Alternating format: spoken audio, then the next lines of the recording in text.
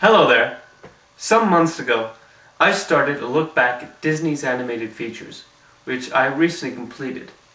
But what about the other animation studios? Well, today's episode is the first of a two-part look back at quite possibly Disney feature animation's biggest rival to date, Dreamworks Animation. Dreamworks was started in 1994 by three Hollywood heavyweights: music producer David Geffen, blockbuster filmmaker wonderkind Steven Spielberg, and former Disney chairman and a major driving force behind the 90s animation renaissance, Jeffrey Katzenberg. After being fired by Disney, Katzenberg wanted to immediately compete with Disney in the animation arena, so he joined forces with Spielberg and Geffen to create their own studio, and Katzenberg appointed himself as head of the animation department. In 1998, Dreamworks released their first animated production, Ants, which had already showcased the studio's use of big-name stars, pop culture references, and toilet humor. The neurotic ant on screen is definitely Woody Allen, and yet he's not. Allen was brought in to provide the voice, and he completely hated the experience, and actually comes off in the final film. His character is an unlikable character, and feels more like a Woody Allen imitator rather than Allen himself.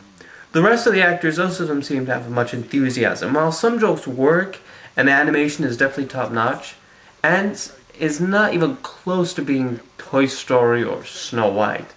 The film actually met with quite a bit of problems on its release, as Pixar's A Bug's Life, also about a lone ant who saves his colony, is set to come out a number of weeks later. While Ants did quite well at the box office, it was completely trampled on by A Bug's Life, both commercially as well as quality-wise. Why don't we just try and influence their political process with campaign contributions? Come on, let's kick some termite ass! Over the top! Dreamworks Animation and BDI present Ants. 2 months later, Dreamworks released the hand-drawn animated biblical epic, The Prince of Egypt, and this film really showcased the studio's talents. Originally suggested by Spielberg to Katzenberg to animate the story of Moses, the directors of the film did not shy away from showing the brutality that the Israelis experienced when they were slaves. And the way Moses found out about his heritage and goes on his journey to let his people go proves to be a terrific benchmark for the story, especially when dealing with his brotherly relationship with Ramses. What Disney had tried to achieve with Pocahontas and Mulan, Dreamworks had succeeded in doing by adapting this massive story without the typical cliches seen in animated films up to that point. The Prince of Egypt was a massive hit at the box office, which led to speculation that Disney had finally met its match.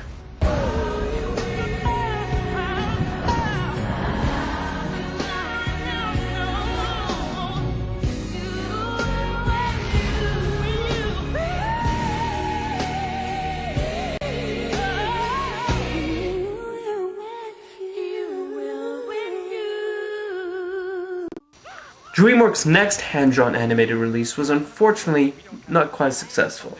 The Road to Dorado was an homage to the Bob Hope Bing Crosby road comedy to the 1940s and featured some great chemistry between voice actors Kevin Kline and Kenneth Branagh. The animation had a nice look to it, and the jokes actually helped to fuel the story. However, the film failed to generate much excitement and only did mild business. Then we row back to Spain like there's no mañana. Everybody jump! The Road to El Dorado. Later that year, Dreamworks released Chicken Run, the start of a collaboration with British stop-motion animation studio Aardman Studios, who previously found success with their Oscar-winning Wallace and Gromit shorts. The film used state-of-the-art claymation in creating the characters, and the film took a very patience-inducing 4 years to finally put together.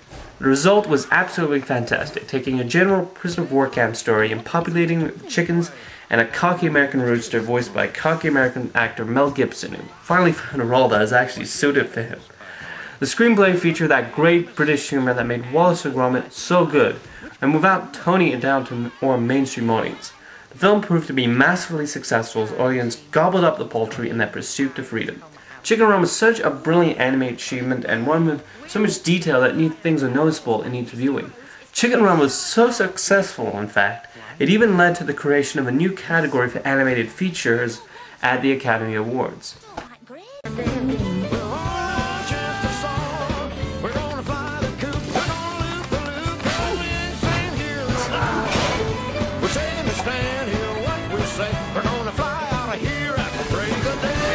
most likely event of an emergency, put your head between your knees and Kiss your bum goodbye.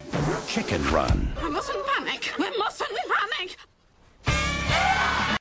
In the summer of 2001, Dreamworks truly hit it big with the release of the film Katzenberg had been trying to get finished ever since he began working at the studio. For years, he'd been trying to produce an animated adaptation of William Steig's picture book Shrek about a rotten ogre who wishes to find an equally rotten bride.